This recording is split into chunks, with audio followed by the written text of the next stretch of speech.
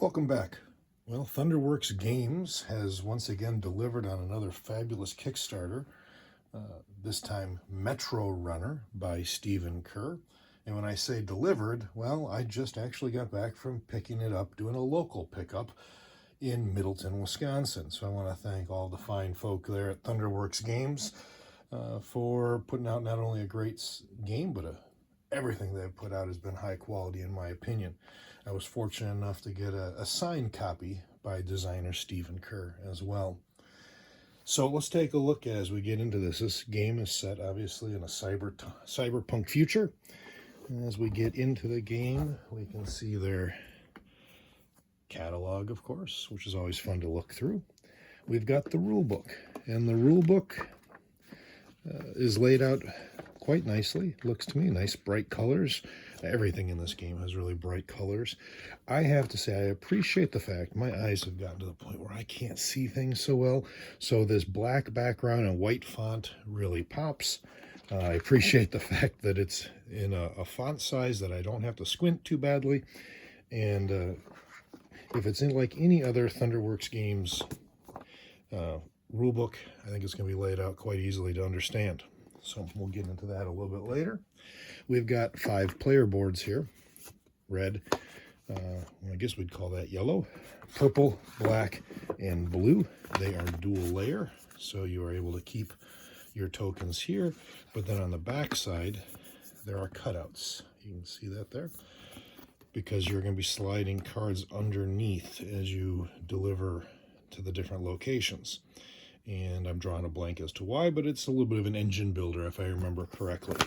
So that's always nice to have that. It's going to make it a little bit easier. I've played a number of games that have you slide cards under, and this one, the slots are there, making it nice and easy to work with.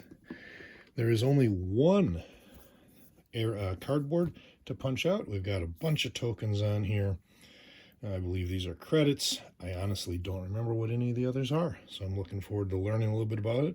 I do know that this is the hacking mechanism in the game, and you've got your cardboard version, but let me tell you, I am so happy.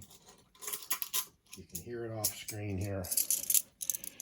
I went with the nice solid metal ones, and the camera really doesn't do them justice.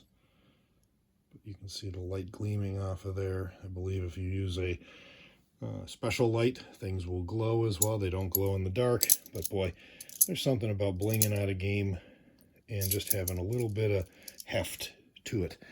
I don't know how important these parts are to the game, so it's interesting that I blinged them out. But it was the mechanism that kind of drew me to the game, so it makes sense to do that. Here is our board. Here's the top half of it as you're traversing around the city. And then the bottom half. This was a tracker for 2 different scoring mechanisms. Drawing a blank on what they are. But you can see the color coding for each of the locations of the city. In the center here, I'm not going to open up all the way because you won't be able to see it on the camera, but here is where you would do the hacking of the computer with those beautiful squares. And then the box does come with built-in storage, which I always look forward to having. This has got a nice lid on it. It has all of our resource trackers in here, the different colors, in Ziploc bags. So I'll be popping those out. They're meant a little bit of what you see with their role player universe as well, with some of the tokens they use there. These were the markers for along the bottom of the board.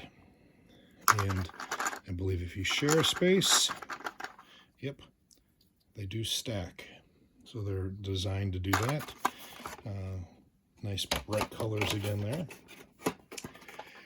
I am not sure what goes in here. I assume all those cardboard tokens will go there. I saw somewhere on Board Game Geek, I believe, a sheet that shows how to pack all of them in. I didn't get one. I assume that's because I picked it up instead of having it shipped to me. So I'll have to figure it out or go on Board Game Geek and find that. Here we've got a score pad. It is double-sided, like that. Not that I will go through all of these, but it is nice to know that you have more than just a single side sheet and you don't have to make copies.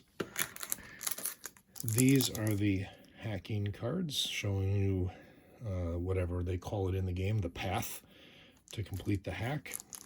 We've got some reference cards on the back here, and I think that's all that's in this pack. Let's just take a look.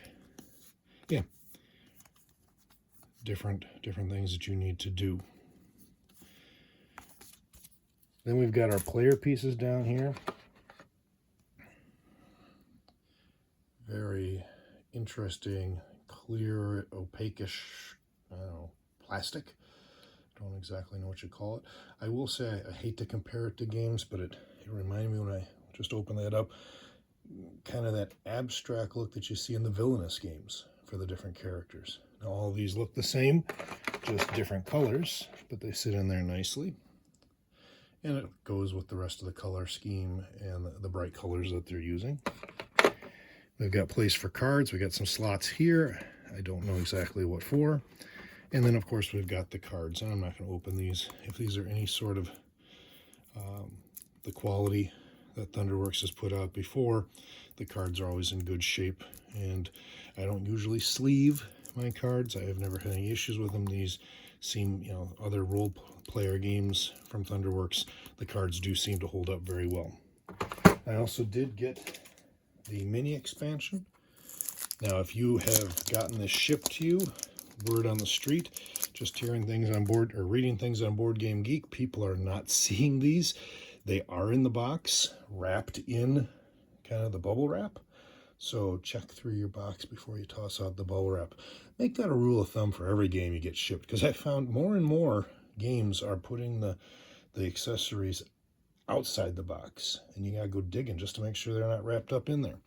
So, you know, Thunderworks, typically with these mini expansions, they just have the rules on the same size card, so they all come together. They don't put it in the rule book.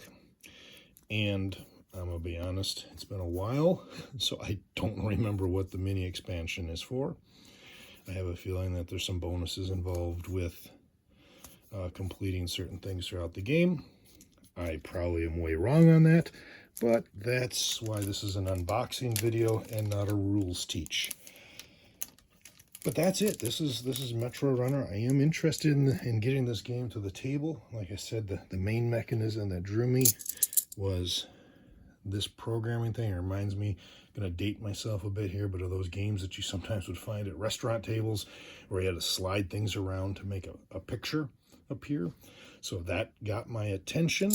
I'm not sure about the mechanism of the rondelle style, I guess you'd call it worker placement as you go around the outside. I'm not sure about that yet.